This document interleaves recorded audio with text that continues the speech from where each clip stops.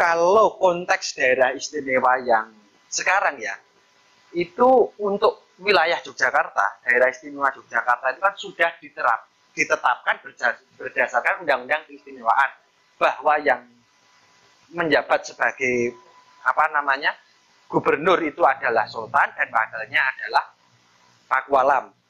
Tapi ketika melihat pada sejarah atau pada maklumat sajalah, maklumat dan piagam kedudukan yang diberikan Presiden Soekarno kepada Surakarta itu jelas berbeda. Kalau Yogyakarta sudah ditetapkan dalam undang-undang keistimewaan bahwa itu tadi Sultan sebagai gubernur dan Adipati Pakualam sebagai wakilnya. Kalau di Surakarta seharusnya tidak begitu. Karena apa? Di Surakarta ini piagam kedudukannya adalah Sri Susuhunan Pakubuwono ke-12 tetap pada kedudukannya, yakni sebagai raja di Surakarta. Jadi sistem pemerintahan di Surakarta ini seharusnya tidak ada gubernur, tidak ada wakil gubernur. Adanya ya raja eksekutor pemerintah di wilayah daerah istimewa Surakarta adalah Bupati Dalem, gitu. Begitu pula di Mangkunegaran, kepala Swapraja Mangkunegaran adalah Adipati, dan Adipati ini juga tidak berpredikat sebagai wakil gubernur. Adipati ya tetap sebagai Adipati, eksekutor pemerintah di wilayah Swaprajanya adalah Kepatihan Mangkunegaran, begitu.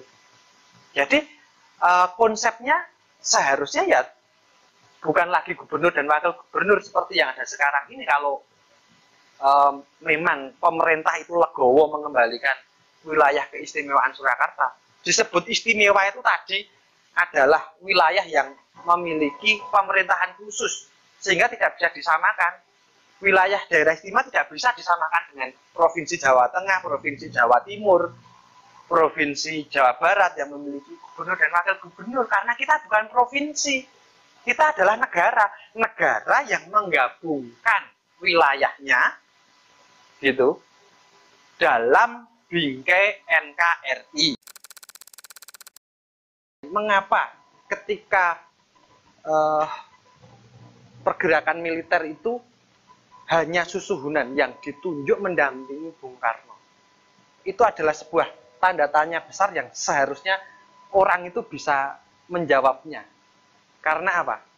Itu tidak lain dan tidak bukan karena Sinuwun Pakubuwono ke-12 itu adalah raja yang sah yang diakui oleh Hindia Belanda, oleh pemerintah gubernemen. Nah, ketika Bung Karno sebagai Presiden Republik Indonesia yang pada waktu itu telah sah berdiri, dan Bung Karno itu di sampingnya adalah Pakubuwono 12 sebagai raja yang sah yang diakui oleh internasional, itu adalah legitimasi yang sangat besar bagi kekuasaan Republik. Saya sebagai pemerintah Republik, sebagai Presiden Republik, saya sudah bersama dengan Raja Kasunanan Surakarta Hadiningrat yang juga menggabungkan wilayahnya kepada Republik. Itu sebuah legitimasi.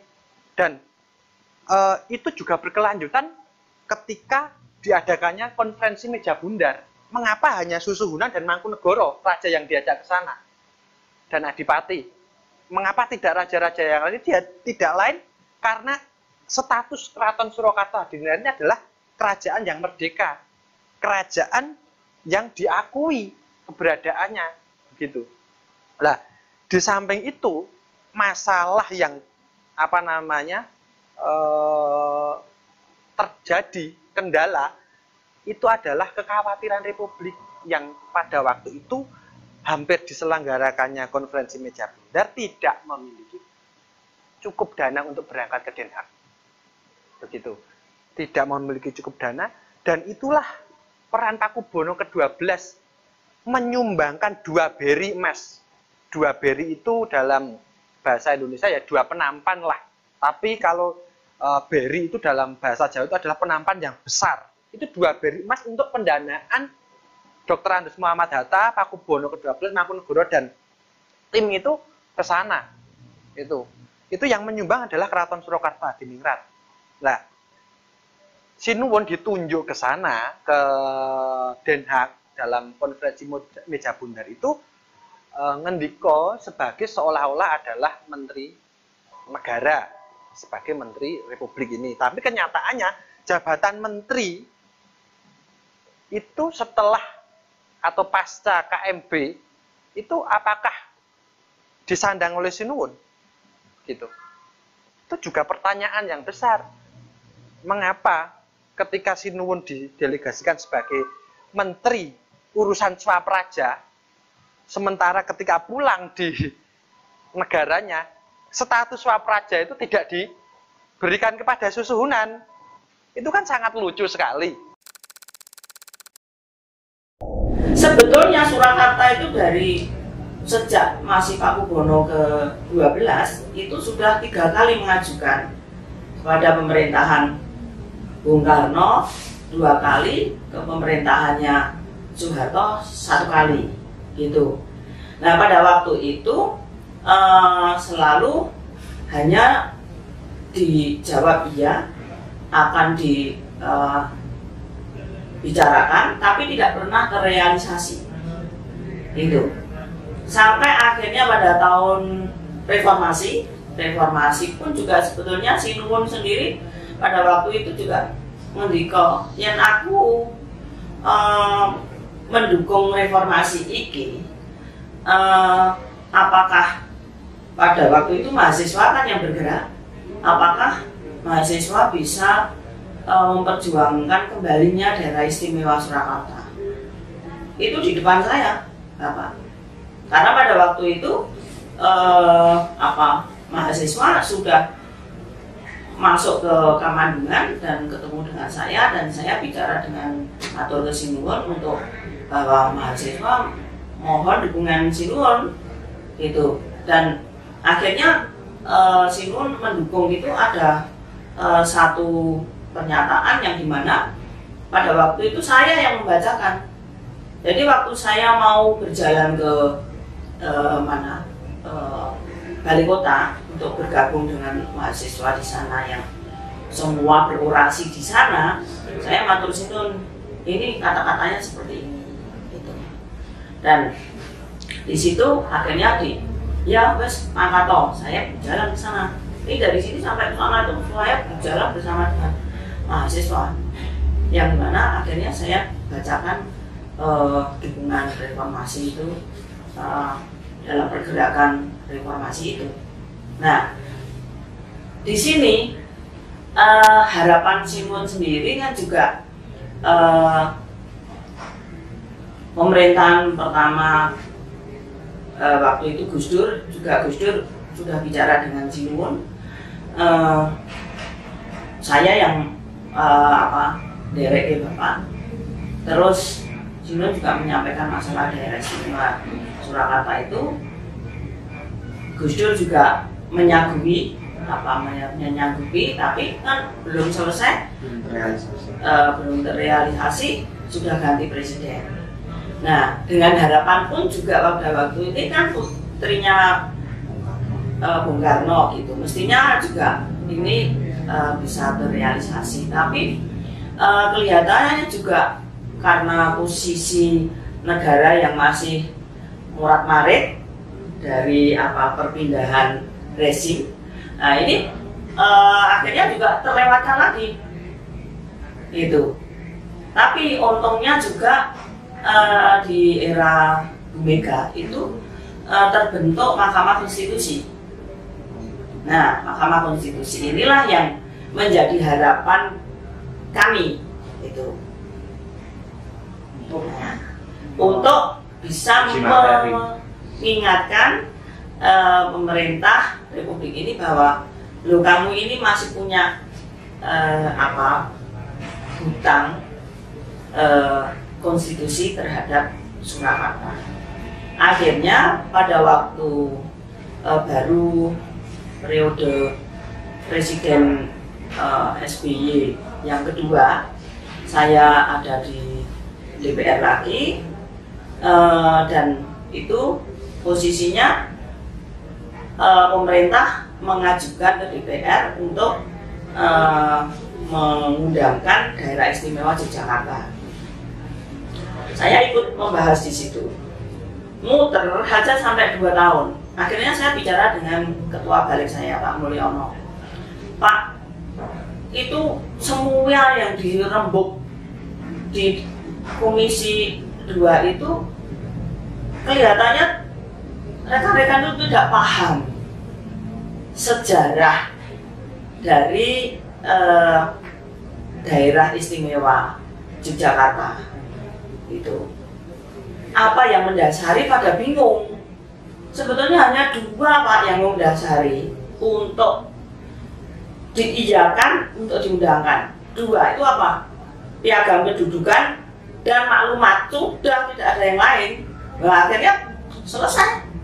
Nah, di dalam perjalanan pembahasan itu, saya sendiri bersama dengan rekan-rekan waktu itu perguruan UPI Jogja juga semua Sentono Dalem, organisasi yang pernah minta ke Bung Karno tahun 50 untuk dikembalikan daerah istimewa itu Pokoso, itu ikut di situ untuk yang mengajukan istilahnya permohonan untuk ke Mahkamah Konstitusi untuk daerah istimewa Surakarta ini.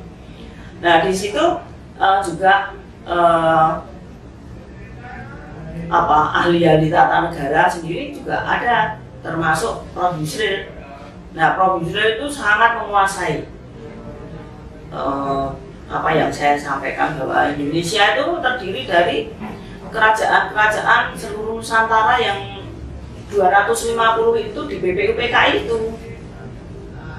Itu sebetulnya yang harusnya pemerintahan ini tidak bisa mengabaikan itu, karena sejatinya republik ini isinya ya mereka ini, gitu ya, keraton-keraton ini, keraton-keraton pendirian ya, yang tergabung dalam dan ini dulu adalah pemilik wilayah, pemilik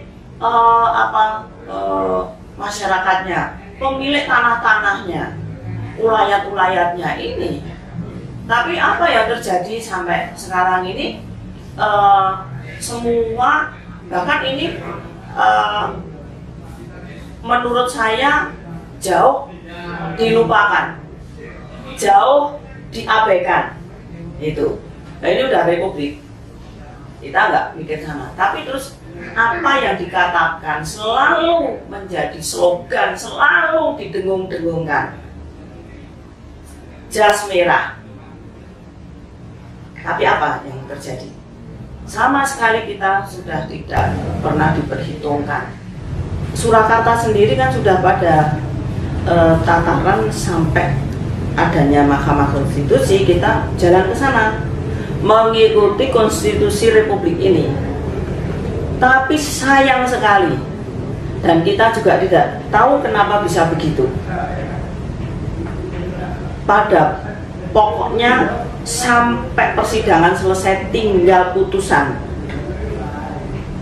harus kembali kepada legal standing. Nah, ini aneh sekali, karena sebetulnya kalau legal standing itu kan pada awal pengajuan kita, kalau itu ditolak tidak ada persidangan, tidak berjalan sidang. Iya, tidak ditindaklanjuti dengan persidangan. Nah, ini sudah berjalan,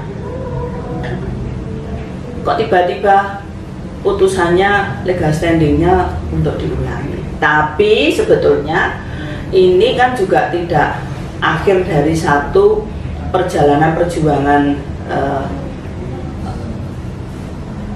pembentukan kembali atau diundangkannya kembali daerah istimewa Surakarta, karena Mahkamah Konstitusi ini lain dengan institusi-institusi yang lain atau lembaga-lembaga yang lain. Ini bisa berkali-kali diajukan. Sekarang ini sudah era reformasi, era reformasi, dan sudah ada Mahkamah Konstitusi. Dan saya sangat sangat khawatir dengan kondisi negara ini. Dalam arti apa?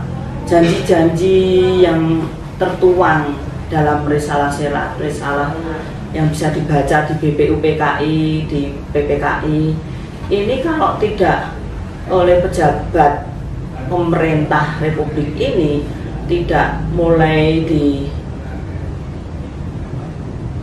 dikerjakan, ini membikin satu, kalau menurut kepercayaan saya, dalam arti agama saya, itu janji itu adalah hutang. Kalau tidak dipenuhi kan itu akan membawa satu dampak